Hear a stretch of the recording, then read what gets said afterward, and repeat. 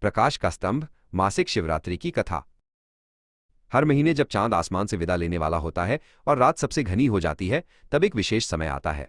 इसे हम मासिक शिवरात्रि कहते हैं। ये केवल एक तिथि नहीं, बल्कि अंधेरे के बीच अपने भीतर की रोशनी को खोजने की कहानी है। बहुत समय पहले की बात है, ब्रह्मांड के दो शक्तिशाली देव व्योम और नील आपस में उलझ गए। दोनों इस बात पर बहस कर रहे थे कि उनमें सबसे बड़ा और शक्तिशाली कौन है। उनके शब्दों की गूंज से सारा संसार कांपने लगा। तभी अचानक उन दोनों के बीच रोशनी का एक विशाल स्तंभ प्रकट हुआ। वो इतना ऊंचा था कि उसका कोई अंत नहीं दिख रहा था और इतना चमकदार कि उसकी रोशनी से करोड़ों सूरज भी फीके पड़ जाएं। व्योम और नील दंग रह गए। स्तंभ का रहस्य जानने के लिए व्योम ने एक सफेद हंस का रूप धारण किया। उन्होंने अपने पंख फैलाए और आकाश की अनंत ऊंचाइयों की ओर उड़ चले। वे बादलों और सितारों को पीछे छोड़ते हुए स्तंभ का ऊपरी सिरा खोजने की कोशिश करने लगे।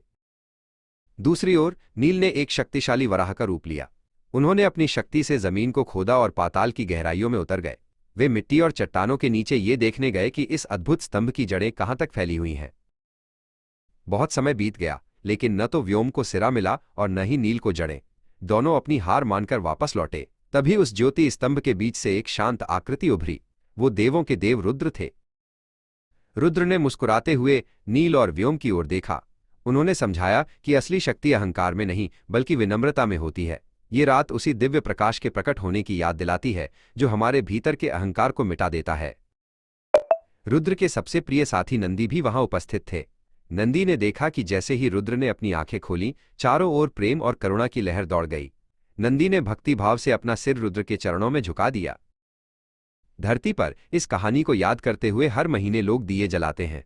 नन्हे आरव ने अपनी मां ईरा के साथ मिलकर आंगन में मिट्टी का एक छोटा सा दीपक जलाया। ईरा ने उसे बताया कि यह दीपक हमारे मन के अंधेरे को दूर करने का प्रतीक है। मासिक शिवरात्रि हमें सिखाती है कि चाहे बाहर कितनी भी घनी रात क्यों न हो, अगर हम शांत रहें और अपने भीतर झांकें तो हमें वो अनंत प्रकाश जरूर मिलेगा। रुद्र अब फिर से शांत मन से ध्यान में लीन हो गए हैं और सारा संसार चैन की नींद सो रहा है।